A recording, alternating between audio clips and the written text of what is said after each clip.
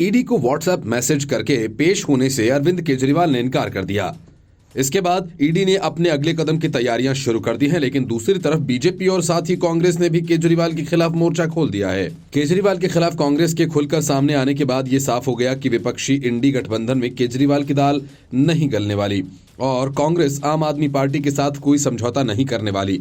आम आदमी पार्टी ने ये कहकर केजरीवाल का बचाव किया कि उसके राष्ट्रीय संयोजक को लोकसभा चुनाव से पहले गिरफ्तार करने की साजिश की जा रही है ताकि वह प्रचार न कर सकें। लेकिन आम आदमी पार्टी का यह तर्क बेमानी है, क्योंकि ईडी के पहले समन पर भी केजरीवाल की तरफ से चुनाव का ही तर्क दिया गया था। इसी वजह से बीजेपी ने चोर की मूंछ में तिनका बताकर तंज कसा। इस बीच कांग्रेस पार्टी ने भी केजरीवाल को कानून मानने की नसीहत दे डाली।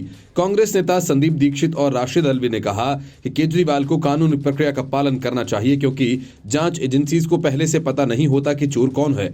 वह तो सबसे पूछताछ करने के बाद ही असली चोर तक पहुंच पाती है। संदीप दीक्षित ने कहा कि एक कानूनी प्रक्रिया होती है, वह तो आपको फॉलो करनी पड़ेगी। मेरे हिसाब से जो इन्होंने किया वह ठीक नहीं किया। बेमतलब ही वे किसी चीज को राजनीतिक पहलू दे रहे हैं।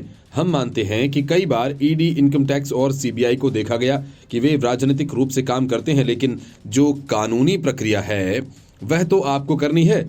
संदीप दीक्षित ने केजरीवाल से अपनी पुरानी बात का हवाला देते हुए कहा कि तब वह जो करते थे उस पर कायम रहना चाहिए। उन्होंने कहा कि मैं केजरीवाल साहब से एक सवाल करना चाहता हूं। आप लोगों को याद होगा जब लोकपाल बिल की चर्चा चल रही थी तो कांग्रेस पार्टी की तरफ से मैं भी इनसे चर्चा करता था। मैंने इनसे कहा था जैसा लोकपाल कानून आप लोग चाहते हैं वह भयंकर हो जाएगा, इसका गलत इस्तेमाल होगा। यदि लोकपाल गलत बन जाता है या सरकार गलत इस्तेमाल करती है, तब केजरीवाल ने कहा था कि भाई साहब, नेता को पारदर्शी होना चाहिए, उसके ऊपर कोई भी आरोप लगे तो इस्तीफा दे देना चाहिए, लोकपाल के अधीन जाना चाहिए, गिरफ्तारी हो तो गिरफ्तार होना चाहिए, अगर वह निर्दोष है तो अपने आप बात साफ हो जाएगी। लेकिन जनाब केजरीवाल पर जब बात खुद आई तो वे अपनी बातों से ही पलट गए। जिन कथन पर उन्होंने नेतागिरी की, जनता में विश्वास कायम किया, अपनी बात पर तो कायम रहे। ये अपनी विचारधारा से ही सबसे बड़े धोखेबाज बनते जा रहे हैं। संदीप दीक्षित ने कहा कि यह पूछना गलत है कि किस हैसियत से बुलाया गया। संदीप दीक्षित ने कहा कि राहुल गांधी और सोनिया गांधी भी ईडी के सामने पेश हो चुके हैं, पता नहीं चला कि किस रूप में उन्हें बुलाया जाए।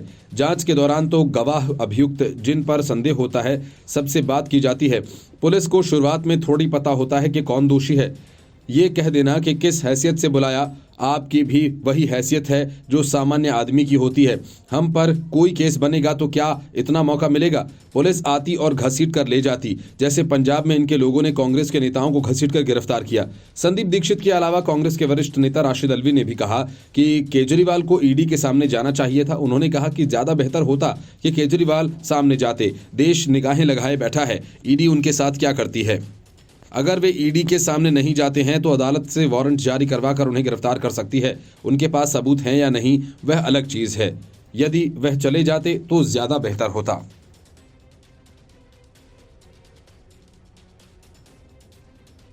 कैश फॉर क्वेरी मामले में लोकसभा से निकाली गई महुआ मोइत्रा और उनके कांग्रेस वकील अभिषेक मनु सिंघवी को सुप्रीम कोर्ट ने डबल झटका दे दिया है।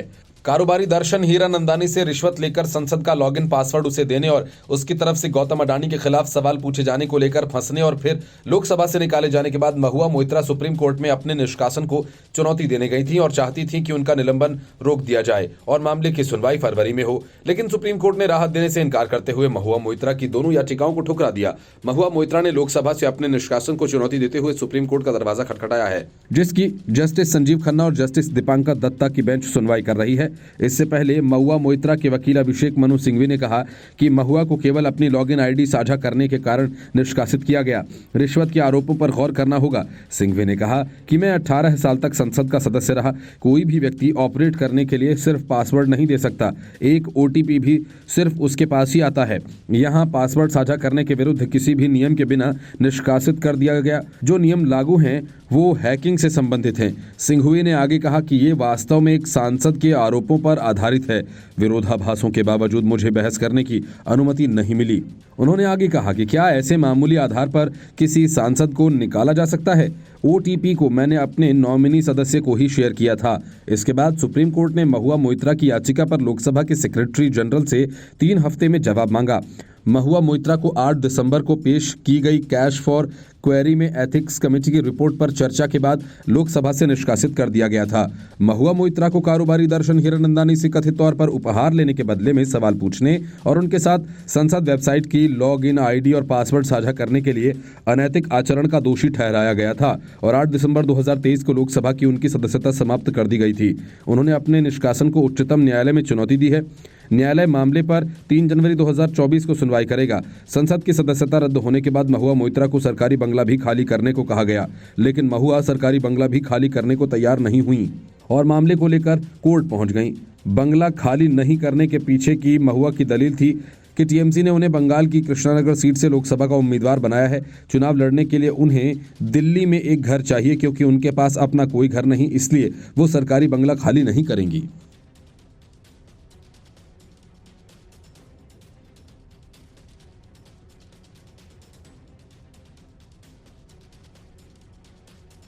नीतीश कुमार को इंडी गठबंधन में बड़ी भूमिका चाहिए।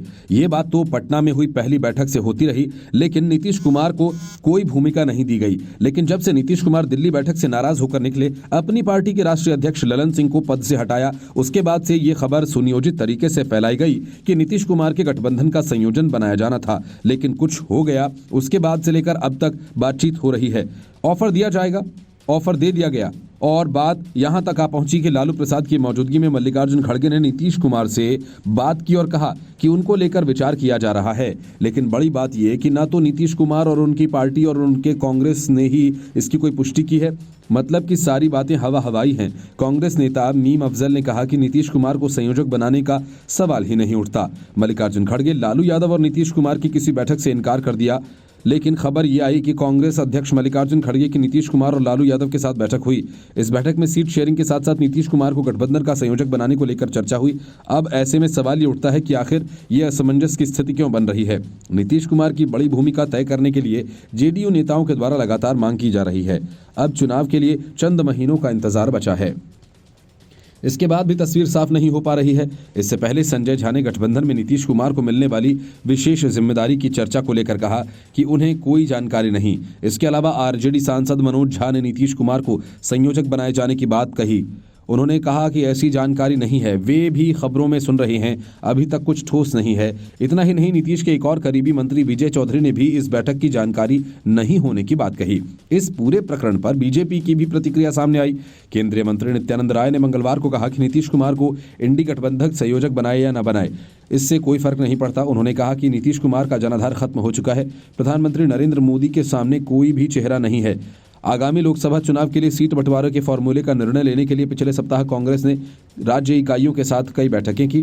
कांग्रेस के गठबंधन पैनल ने 10 से अधिक राज्यों के नेताओं से मुलाकात की। सूत्रों के अनुसार कांग्रेस 290 से अधिक सीटों पर अकेले चुनाव लड़ने और उन राज्यों में चुनाव लड़ने पर विचार कर रही है जहां वह गठबंधन में हैं। मल्लिकार्जुन खड़गे ने जब नीतीश कुमार के साथ बातचीत की तो उस दौरान आरजेडी सुप्रीमो लालू प्रसाद यादव भी मौजूद रहे। बताया जा रहा है कि कांग्रेस अध्यक्ष ने सीएम नीतीश कुमार और लालू प्रसाद यादव के साथ वर्चुअल मीटिंग की। बताया जा रहा है कि इस बैठक में 3 नेताओं ने बिहार की सीट शेयरिंग को लेकर बातचीत की।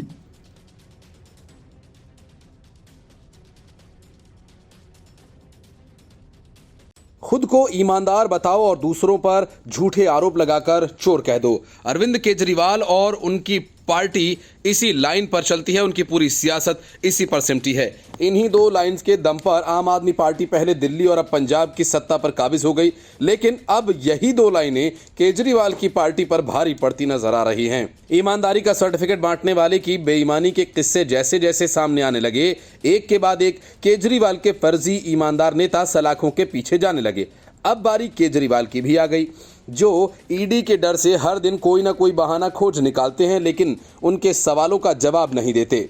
जिस शराब घोटाला मामले में केजरीवाल फंसे हैं, उसी मामले में इनके 2 नेता मनीष सिसोदिया और संजय सिंह जेल में महीनों से हवा खा रहे हैं। इन दोनों में से एक संजय सिंह को लखनऊ की अदालत ने तगड़ा झटका दे दिया। असल में झूठे आरोप लगाने की जिस आदत के कारण केजरीवाल कई बार दूसरे नेताओं से माफी मांग चुके हैं, उसी लत की वजह से संजय सिंह के सामने कई मुसीबत खड़ी हो गई हैं। अदालत ने पूर्व जल शक्ति मंत्री महेंद्र सिंह द्वारा दाखिल मानहानि मामले में संजय सिंह पर 1 लाख रुपए का जुर्माना लगाया।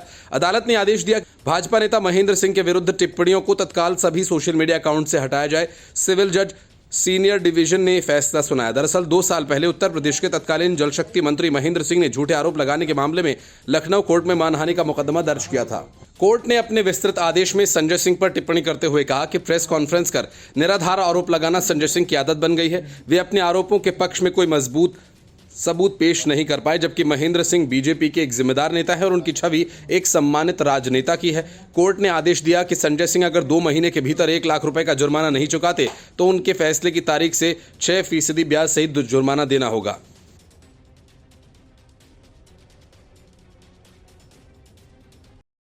राज्यसभा के चुनाव होने हैं, 26 जनवरी को झंडा फहराना है, फिर लोकसभा के चुनाव का प्रचार करना है, मेरे पास टाइम नहीं है। ये सब कहकर केजरीवाल ने ईडी के सामने पेश होने से मना कर दिया। लेकिन केजरीवाल ने कहा कि अगर ईडी अपने सवालों की लिस्ट बनाकर भेज दे तो वो एक शर्त पर उसका जवाब दे देंगे। शर्त यह कि पहले ईडी उनके सवालों का जवाब दे। मतलब कि अरविंद केजरीवाल ने एक तरह से यह साबित कर दिया कि अभी ही नहीं, वे कभी भी ईडी के सामने पेश नहीं होंगे। केजरीवाल ने ईडी को भेजे अपने जवाब में कहा कि मैं आश्चर्यचकित हूं और आपने मेरी ओर से उठाई गई आपत्ति का जवाब नहीं दिया। पहले समन से मिलता जुलता समन फिर भेज दिया गया। मैं ये मानता हूं कि आपके इन समन का कोई जस्टिफिकेशन नहीं है। ईडी का व्यवहार मनमाना है और गैर पारदर्शी है। पहले की तरह मैं फिर से कहता हूं, मैं कानून का सम्मान करता हूं और जांच में सहयोग के लिए तैयार हूं, पर आपकी चुप्पी निहित स्वार्थ और पुष्टि करती है।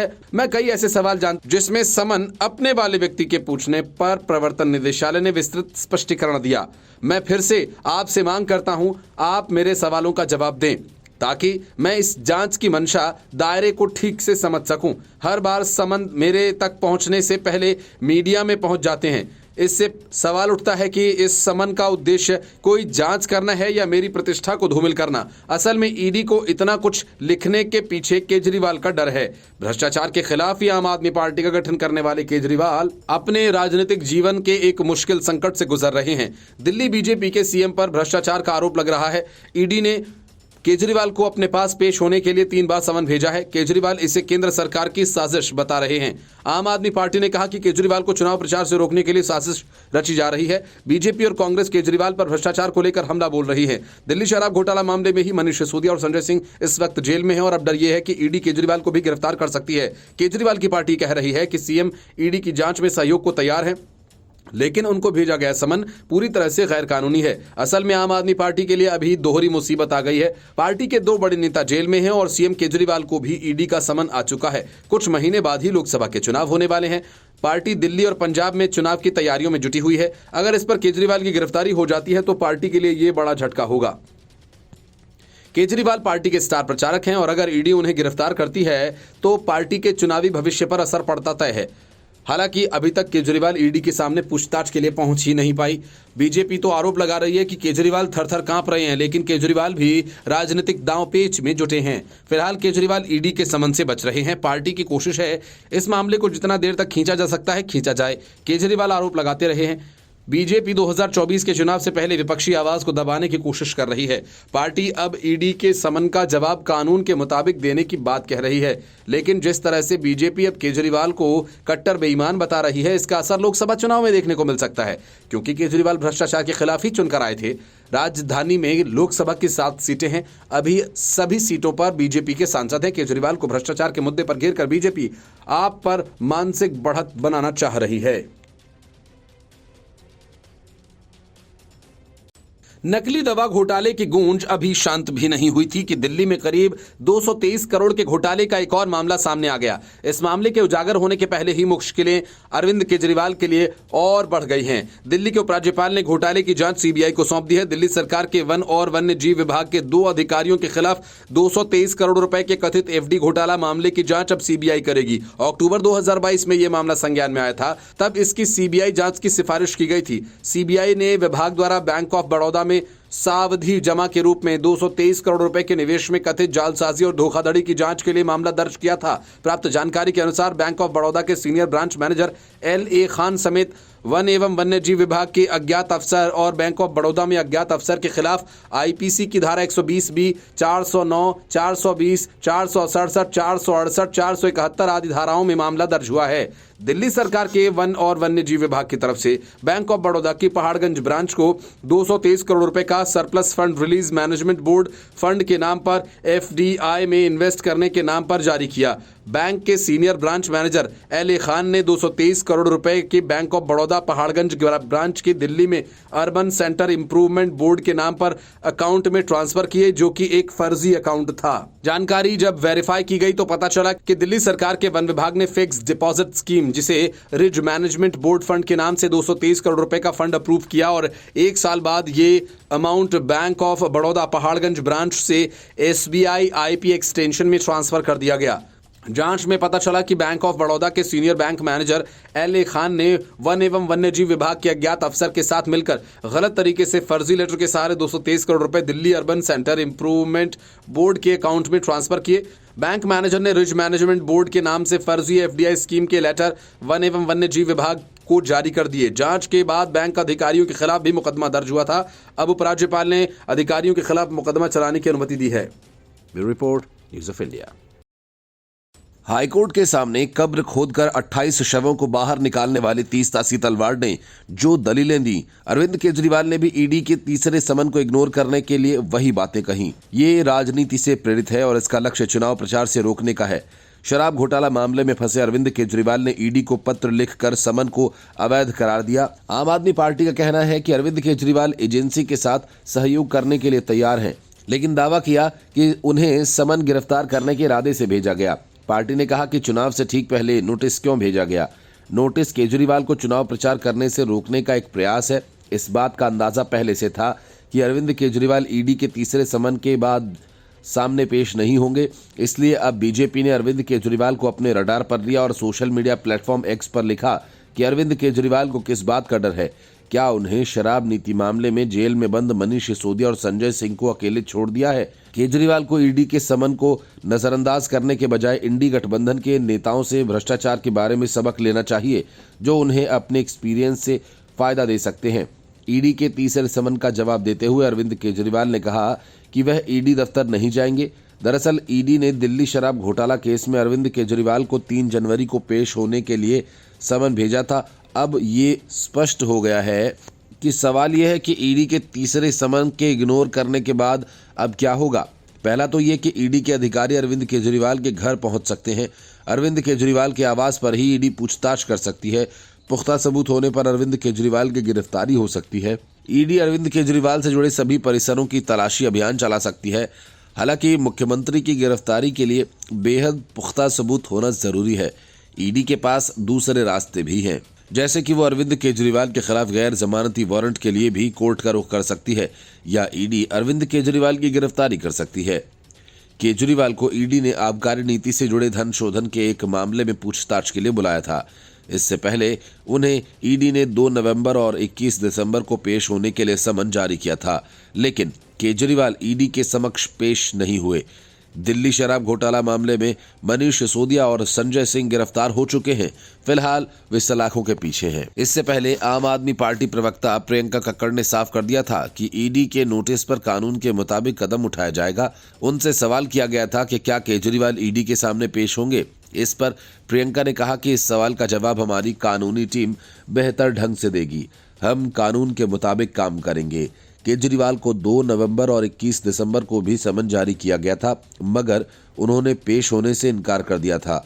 अरविंद केजरीवाल ने दूसरे नोटिस के जवाब में ईडी पर राजनीतिक प्रतिद्वंदियों की ओर से काम करने का आरोप लगाया। उनका कहना था कि 2024 के लोकसभा चुनावों से पहले विपक्ष की आवाज को दबाने की कोशिश की जा रही है। केजरीवाल ने यहां तक दावा किया कि ईडी के समन राजनीति से प्रेरित थे और कुछ समन ईडी के पेश होने के बजाय केजरीवाल कथित तौर पर एक अज्ञात लोकेशन पर 10 दिन विपश्यना ध्यान पर चले गए और 30 दिसंबर को वापस लौटे। रिश्वत लेकर सवाल पूछने के मामले में लोकसभा से निकाली हुई महुआ मोइत्रा बड़ी मुसीबत में फंस गई हैं। इजरायली सॉफ्टवेयर पेगासस के जरिए विपक्षी नेताओं की जासूसी का आरोप मोदी सरकार पर लगाने वाली महुआ मोइत्रा खुद ही जासूसी करवाने के मामले में फंस गई हैं। वरिष्ठ अधिवक्ता जयानंत देहदराई ने उन पर बंगाल पुलिस की मदद से अवैध निगरानी करवाने का आरोप लगाया। दरअसल देहदराई ने मोइत्रा पर सवाल के बदले पैसे लेने के भी आरोप लगाए थे, जिसके चलते उन्हें लोकसभा की सदस्यता से हाथ धोना पड़ा था। सीबीआई और गृह मंत्रालय को दिए एक शिकायत में सुप्रीम कोर्ट के वकील ने आरोप लगाया कि मोइत्रा ने अवैध रूप से अपने पूर्व प्रेमी के कॉल डिटेल रिकॉर्ड्स यानी सीडीआर प्राप्त किए थे, क्योंकि उन्हें शक था कि उनका एक जर्मन महिला हेलेना लेर्श से अफेयर चल रहा था। ये महिला एक बड़ी सोशल मीडिया कंपनी के वरिष्ठ अधिकारी है। देहदराई ने अपनी शिकायत में कुछ चैट्स की स्क्रीनशॉट्स और एक कथित सीडीआर सूची संलग्न करते हुए कहा कि मुझे ये जानकर हैरानी हुई कि मोइत्रा के पास बंगाल के वरिष्ठ पुलिस अधिकारियों की मदद से और उसके पूर्व प्रेमी का पूरी सीडीआर हिस्ट्री थी, जिसमें उसे उन लोगों के बारे में सटीक जानकारी थी जो उसके पूर्व प्रेमी सुहान मुखर्जी के संपर्क में थे। इसमें दिन के 24 घंटे में उनके फोन के सटीक लोकेशन की भी जानकारी थी। देहदराई ने अपनी जान को खतरा बताते हुए कहा कि उनके पास ये मानने के बड़े मजबूत कारण है कि मोइत्रा उन पर अवैध निगरानी रखने के लिए बंगाल पुलिस के वरिष्ठ अधिकारियों के साथ अपने संपर्क का इस्तेमाल कर रही थीं। इन ताजा आरोपों पर सीबीआई जांच की मांग पर प्रतिक्रिया देते हुए मोइत्रा ने सोशल मीडिया साइट एक्स पर लिखा कि मैं गृह मंत्रालय से आग्रह करती हूं कि भारत के सभी एक्स बॉयफ्रेंड्स की शिकायतों की जांच के लिए विशेष सीबीआई निदेशक नियुक्त किए जाएं। इस शिकायत पर सभी पीपिंग टॉम्स सीसीडी के शहंशाह को देखकर खुशी हुई। उन्होंने गुजरात में अपने साहब की सुरक्षा के लिए अपनी निगरानी कौशल को निखारा और इसकी तह तक भी जा सकते हैं। शुभकामनाएं। असल में सीबीआई को वकील जयानंत देहदराई द्वारा भेजे गए एक शिकायती पत्र में बड़ा खुलासा हुआ कि महुआ मोइत्रा ने अपने पूर्व बॉयफ्रेंड सुहान मुखर्जी की जासूसी भी करवाई थी। न सिर्फ सुहान मुखर्जी बल्कि उनकी एक महिला मित्र को भी अवैध सर्विलांस का शिकार बनाया गया। सीबीआई को भेजे गए पत्र में कहा गया कि महुआ मोइत्रा ने पश्चिम बंगाल के वरिष्ठ पुलिस अधिकारियों के साथ मिलकर अवैध सर्विलांस की साजिश रची। वो ये पता लगाती रहीं कि सुहान मुखर्जी या उनकी महिला मित्र किस वक्त कहां पर हैं। इसके लिए उनके फोन नंबर्स का इस्तेमाल किया गया। आरोप है कि उन्होंने एक प्राइवेट सिटीजन और सीडीआर अपने पीछा करने की अपनी व्यक्तिगत इच्छा को पूरा करने के लिए निकलवाया। सुहान मुखर्जी के जिस महिला मित्र की जासूसी करवाई गई उनका नाम हेलेना लेर्श है और वो जर्मनी की रहने वाली हैं। पत्र के अनुसार महुआ मोइत्रा को शक था कि सुहान और हेलेना रिलेशनशिप में है।